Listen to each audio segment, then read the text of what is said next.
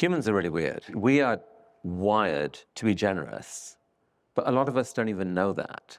Like, it is a proven psychological fact that people who give away something end up being surprised at how happy that makes them.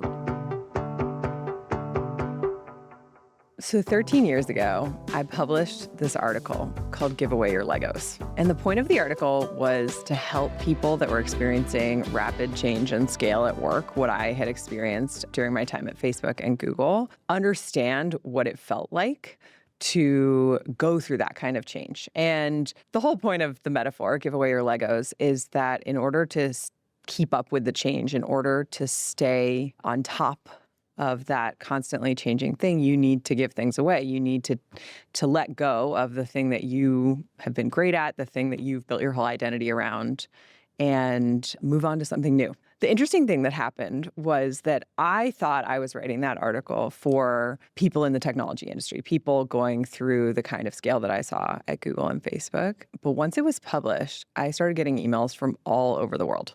I got emails from people in huge companies. I got emails from entrepreneurs in Africa, from teachers and doctors, people that I didn't write it for, people taking big career risks and talking to me about how hard it was to let go of something that they had built their whole career around in order to try something new. And it made me realize that letting go isn't a startup problem. It's a work problem and a human problem. The more I've spent time on it and thought about it, both for myself and in my work with leaders, the more I've realized that our instinct is to hold on. Our instinct is to try to control. Whatever made us successful, whatever we think is important, we want to hang on to it. Our gut says, don't let go of that because that's the thing that's worked for me. But what if that instinct is exactly backwards? What if letting go of what made you successful is actually the fastest path to more success? What if the most successful people, the ones who create the things that actually last, are the ones who've learned to let go on purpose, to give things away, to loosen their grip, and to trust that something better is on the other side? I'm Molly Graham, and this is WorkLife, where we untangle the messy human side of work. My guest today has spent 25 years proving that letting go is one of the best ways to build a giant global brand. Chris Anderson became the steward of TED in 2001. At the time, TED was a single annual conference, intimate, exclusive, and beloved by a small community of people who felt lucky to be in the room. In other words, not very many people knew about TED at the time. But now, everyone knows about the TED Talk. One person, one idea, succinct and powerful. That format has now been watched billions of times and in every country on Earth. And the reason it exists the way that it does, free, open, global, is because Chris made a series of bets that went against every instinct most people would have. Every one of those decisions made people nervous. And every one of them made TED more successful than it had been before. At the most recent TED conference, I sat down with Chris in front of a live audience to ask, what does it actually take to let go of the things that made you successful? Chris Anderson, welcome to WorkLife. It's great to be here, Molly. Thank you. So, Chris, I'm curious. I want you to take us back because you had already sold a media company when you decided to buy TED, and TED obviously wasn't what it is today. Will you tell us what you thought you were buying? I first went to TED in 1998, and it was this much loved conference by a small group of people. TED was technology, entertainment, design.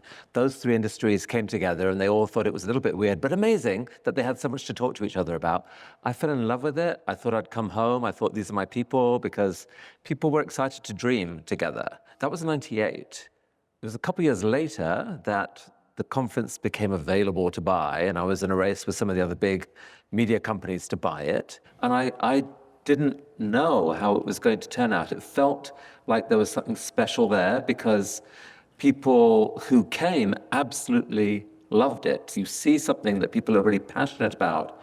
That's your clue that there's something there that can grow. So it felt like something was going to happen. I had no idea what. Do you remember like your first moment or one of your earliest moments where you were like, oh, this is what I'm doing here? I mean, I even think in the first conference, for all its faults, just seeing a speaker come on stage and nail it and just teach you something so profound. One of the guests at TED, who I'd met earlier on, it urged me to invite this weird futurist called Juan Enriquez, and he actually became my first speaker at the very first conference. The first one I ran myself fully was TED 2003, and he just walked on stage and looked around and had the audience laughing and showed these insights about what was coming in the world of biology.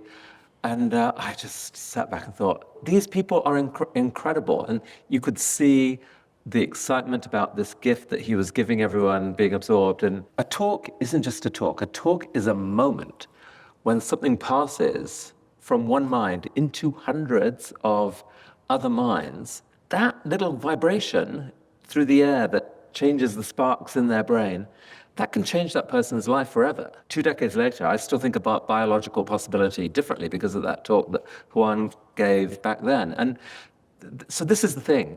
When you see that happening, you know that some percentage of people are hooked and will come back. I love that. So one of the other themes that I really see when I look back over some of the sort of big moments that you led through at TED is a theme of letting go. This is something that I've spent a lot of time writing and talking about because I think it's something that so many people and leaders are not very good at. But you seem very good at it. So I'd be curious to hear, do you think that that was a part of your leadership of TED? And if so, why was it important? So it was, and here's how it happened. I wish I could tell it as if it was a hero's journey, but these were the facts. I bought TED with a nonprofit, like I said, which meant that the whole point of what we were doing was supposed to be for the public good. How do you turn a gathering of people who are mostly quite rich and successful, how do you turn that into a public good? Well, it was a constant question we were asking ourselves. And early on, we tried a few experiments, like trying to raise money for different causes or starting a fellows program and so forth.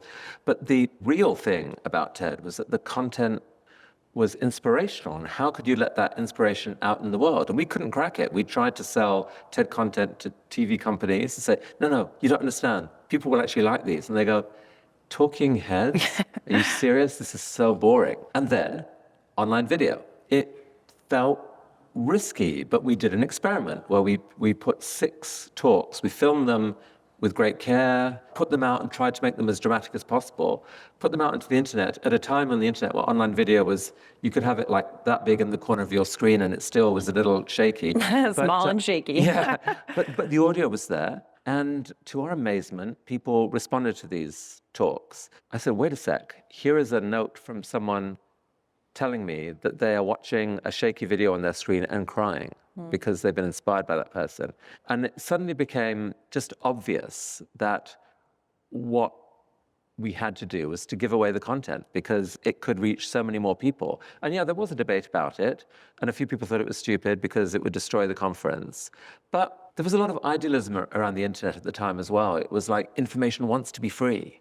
And we thought that people would let us do it. And sure enough, demand for the conference rocketed instead of declining. And so from that moment, we said, okay, wait a sec. It can seem crazy, but it can be the smartest thing you can do to give away something really valuable and be amazed what happens next. And the biggest instance where that was really put to the test was our actual brand, our actual format. We were being approached by lots of people around the world to come and bring TED here. And we said, well, we're 15 people and that's going to be really hard. So no, we can't. But wait a sec, you could. And so we tried to dream about what would it look like to give people permission to do TED Talks locally and to empower them to do it. And TEDx was a crazy idea. Like Harvard Business Review wrote an article saying how TED lost control of its crowd. It was the wisest thing we ever could have done. And it changed TED from being one event once a year into being now 4,000 events a year around the world. And they are amazing. And we get the videos back from it. We gave it away, but we gave it away carefully and strategically. And so I think there is a case in the connected age for every organization and every company to have a day-long brainstorm about what is the most radical thing that you could give away, but then to do so carefully. In the case of TEDx, there were rules and there were tools. The rules, you couldn't just put up any old thing and call it TED locally. And there were tools which trained people. The motivation of people to get it right was really high. If they had a bad event one year, the next year it was better. And so this whole system self-improved, and we ended up learning so much from TEDx organizers. Yeah. Are there many TEDx organizers in the room here right now? Yeah, we got a bunch. Yeah, you guys are heroes. Seriously. Lots of hands. So I want to go through this a little bit methodically, because I genuinely, this is such an uncomfortable thing for so many organizations. But what I hear you saying is that part of the reason why TED has been successful is because you were good at, and you taught the organization to be good at, letting go and believing that giving things away would benefit the organization, but also the world. So first, tell us a little bit about resistance to that. So I imagine that the conference attendees were like, you're taking this exclusive conference and putting it online. I imagine that when you first came to the team and said, what if we let other people use our brand and throw conferences that we're not attending, that people struggled with that. How did you sort of like help the team and the folks around you through that resistance? Some people did struggle, and it's true that every organization has this sort of inbuilt institutional resistance to letting go. And some of our efforts at letting go actually failed. But every time you can show a success story, though, it makes it easier to persuade people. I mean, right at the time when we first gave away content, the success of the open source software movement, for example, was an inspiration. Like people who had been willing to open up their software and let other people contribute to it, created this massive amount of value. And there were stories like this that were out there. The creation of Wikipedia was an inspiration of just let the world write your encyclopedia for you. What could go wrong? Well, lots of things could go wrong, but something absolutely amazing could go right. And so, you point to the success stories, and then people come along, and then every time something worked at TED, it made it easier to make the case the next time around. What do you think was the difference between the things that failed, like the things that you didn't let go of, and things where you're like, you convinced the organization or got it through and managed to let go? Yeah, it's a good question. I don't really know. I mean, in the case of TEDx, even though that was in many ways the hardest thing to do, to let go and let other people do the work, the fact that there were teams of people out there who were hungry and eager to do it made that easier, because you could say, okay, you do it. I think any act of doing this does require a level of determination that you have to try and get as far down the organization as you can and know that the upside is potentially amazing. So you were the CEO of TED for many years, and then at some point you decided to let go of that. You decided that that was no longer the right role for you. Talk about making that decision and what that felt like. I think every time I've built a company, round about the time it got more than 150 people, which anthropologists will tell you is some sort of natural human community size or whatever. Our brains can very comfortably relate to 150 people. Beyond that, you have to put in systems, and I think I've been less effective as a organizational leader. And TED got bigger than that. It was after a few years of that, it was like, I will do better if someone else can run the actual organization itself, and I'll be curator, I'll do a bit of dreaming, I'll do some money raising and stuff like that. And happily, I had the right person in the company who was ready to step up and take on that role at the time, a guy called Jay Harati. And so that made it, that for me turned my relationship with TED, which was getting quite stressful, back into super thrilling again and fun. And he did the hard work, and I got to pontificate, which is just perfect. It sounds like for you, that moment of letting go, you knew something wasn't right for you. Yeah, I don't like managing large numbers of people. but I love the process of putting on this event, this conference, and working with speakers to try and help them express their ideas in the best. That part I loved and was good at with the team that had come together. So I basically carved out a weird job that wasn't just oversight. It was oversight, but then back in this curation role, it was a quite rich level of engagement. So that was 5 years ago. You I think, gave away the CEO role. And then last year, you decided to do the ultimate giveaway of giving away TED. It's such a rare thing for leaders to step out and to say, it's time for me to move on. Also in such a public way. Will you talk a little bit about what led you to know that this was the right moment? Well, part of the trouble was that I published this book, Infectious Generosity, which was trying to make the case for strategic generosity in organizations. In general, the principle of, in the connected age, take a risk, give away the biggest thing you can imagine, and be amazed at what happens next. And I was going, wait a sec, how does that apply to me? What else could I give away? So there was that in the back of my head. But also just the fact that the world of media is changing so fast. You know, back in 2006, 7, 8, 9, 10, 11, 12, and so forth, often TED Talks would explode in virality and go. Has been much harder to do that since social media algorithms basically, ate a lot of people's attention. And so I'm looking at these amazing communicators on YouTube and TikTok and Instagram and so forth, communicating in a spectacular way and knowing that at some point it's better to bet on the next generation and let them see what they can come through with. This is putting all the pieces together. It felt like this was a moment to have a lot of fun. The rebel in me likes taking a risk, and it was a little crazy to put a note out there saying, okay, I've had my run with TED, who wants it? The person with the best idea can have it. That process has worked spectacularly better than I could have hoped.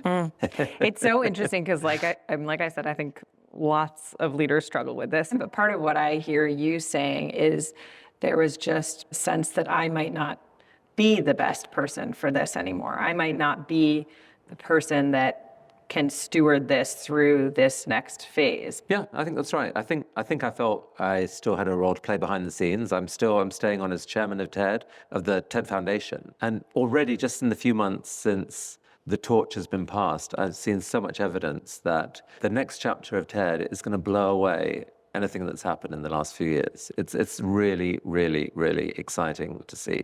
I want to talk about feelings for a second, just because one of my experiences with giving things away and letting go of control is that it's often not easy. You may feel that it's the right thing, but that still can make you scared or territorial or have those moments where like, oh no, I made a mistake. And just looking back at both these organizational moments of giving things away, the videos and TEDx, but obviously also your own moments of giving things away, and this moment that you're in of watching this organization that you've built to be stewarded by someone else. Will you talk a little bit about sort of like what that feels like? Humans are really weird. We are wired to be generous, but a lot of us don't even know that. Like, it is a proven psychological fact that people who give away something end up being surprised at how happy that makes them. You would think evolution wanting to nurture generosity would make it obvious to people that they were going to be happy, so that it was easier to be generous. It's not easy. We have loss aversion, where we're frightened to give things away. Yeah. And there's lots of things stop you doing it. And it's kind of amazing that if you actually go ahead and do it, it feels great. It's a habit. Like any habit, the more you do it, the more you get to know that part of yourself, that even though this is hard in the moment, afterwards, you're probably going to be celebrating. And so I think, I don't know, the feelings have been, in the past, harder than this time. We can talk a little bit about some of those hard moments, just what it was like when you're learning to be good at this. With TEDx, things play in your mind, like what if someone screws it up? What if there's some organizer on the other side of the world you can't control who does something really awful and ruins our reputation, etc. All those sort of what-if things are there. And so you start by doing little experiments and you say, oh my God, that event that they did was actually amazing. And that encourages you. And so you learn to find the right way to do it. But I think it's a really important thing of discovery of anyone to know that you kind of sometimes have to trick yourself or persuade yourself or use whatever hammer you can to just do it. And then afterwards, you look back in delight and say, that's great. I feel better about myself. This is the self I want to be. I want to be this more generous self. And so one thing leads to another, and as with anything else if you want to build muscle, you have to work out, you have to try it, and you have to build a habit. And so that's interesting because part of what we're talking about is like big decisions. Like it sounds like these monolithic moments. There's this concept of like a one-way door and a two-way door. It's a Amazon decision-making framework, I think, where a one-way door is a decision you can't take back, and a two-way door is a decision you can take back. So, obviously much lower consequence. And when I hear you talk about these decisions, they sound like one-way doors. Like giving away your brand sounds like it's very hard to like rein it back in. But then you're actually talking about almost seeing it as experiments. So did it feel like you tested these things before you did them? yes, we actually did in both cases. In the case of TED Talks, we initially put out 6 talks. Here was just 6 talks out of the whole conference. So no one who went to the conference could be upset. No, it wasn't everything. But the trouble was, the reaction to those talks made it impossible for us not to give away the rest. And so, but it was an experiment. And impossible because people were like, "I love this. Give us more." Yeah. And it sort of immediately became clear. It became clear that it was the right thing to do. With TEDx, we entrusted a few early organizers to put on an event and went to them and thought, wow, other people can do it just as well as we can. Imagine the amplification that's possible. I like it. So the experimentation was part of it. You're right. So you're correct that the experiments themselves were one day, once you've given something away, you can't get it back. It's a one-way door, but you don't have to give everything away at once. You can learn the right way to give things away and gain the courage. And you can test, and that it sounds like that maybe is, you said, use the word like trick yourself into doing something that's uncomfortable or something that your team is skeptical of. And it sounds like one way to do that is to find the sort of smallest experiment you could run to see. Yes, put a toe in the water. Put a toe in the water. I love that. Okay, so we're going to go ahead and go to audience questions. Go ahead. Hi, Pankaj. Chris, you have passed the torch, but what is your vision for TED 2036? What would you like the future to be at TED? I mean, I passed the torch, so it really doesn't matter. I mean, look, what was so exciting about discovering that Sal Khan was willing to be the vision steward going forward is that we share so many values. He spent his whole professional life building free knowledge for the world in a way that taps more neatly into the educational curriculum than TED's type of knowledge does. But it's the same values. The internet was made to share knowledge freely. So from that start point, I trust him to do what he wants to do. Yeah. This is moderator's privilege. Will you just talk for 1 second? You had a lot of choices, sounds like, last summer between different organizations that were interested in taking over TED. Will you talk a little bit about some of the hardest parts of that decision and just what made you know that Sal was right? When we put out the open call for who would be the next steward of TED, it was like, we need someone who can, carry forward the values that TED really cares about, invest in growth, not give in to commercial interests, et cetera, et cetera. We were deluged. More than 100 companies and organizations put themselves forward, and it was kind of wild. I had no idea so many people cared. And it was very tempting to go where the big checks were being waved. There were people willing to put 9-figure sort of sums into TED and to really grow it, and you could be this even much bigger global influence and so forth. Ultimately, what won the day was a desire to hold to the core values. Like the risk of conflict between shareholder interest and the ideas that matter most at this moment, it was just very hard to wriggle ourselves away from that and to believe that someone with the big check wouldn't end up themselves in a kind of conflict of, someone's going to need payback at some point. And so we decided that the nonprofit route was the right way to go. And of the nonprofit options on the table, Sal was by far the most compelling. Love it. All right, we got a mic over there. So we've talked about so many of your radical experiments, but I'd love it if you could do a deep dive on Audacious, because at $1 billion, TED's sort of becoming one of the largest philanthropies in the world. And I'd love to get your sense of where TED is uniquely suited, what ideas you take on and which you don't, because you're in plastics, ocean, abortion, health. And do you see synergies across the global TED community, Audacious, TEDx? Do those all hook up at some point? So just some context. in the early days of TED, we introduced a TED Prize that gave what eventually became like $1 million prize to one recipient for their wish to change the world. And that was beautiful and worked, but there's a limit to what you can do. Even an incredible social entrepreneur, there's a limit to what they could do with $1 million. And TED was gaining scale, and there were people in the community with much deeper resources. And so the time came when we thought, we could convene a group of donors and put projects in front of them, but how? The problem with philanthropy for a lot of donors, if you really get the truth out of them, is that it often comes across as boring. It's sort of worthy, boring, but please I don't have the time and emotional energy to listen to this. From the point of view of the social entrepreneurs, their life is hell. These are heroic people who've devoted their lives to trying to make change in the world, and we expect them to spend 70% of their time raising money, one bloody, frustrating meeting after another where they get rejected. So it's a terribly broken system. So really the Audacious Project was, well, what would it take to make philanthropic projects sound really exciting and actually raise a lot of money in one go so that they don't have to lead these miserable lives of just raising money instead of actually changing the world, which is what they're meant to be doing. And so the Audacious Project was, okay, let's try and do this. Ask the social entrepreneurs, what is the biggest thing your team could actually achieve if money was no object? Dream your biggest dream. Make the hairs stand up at the back of my neck.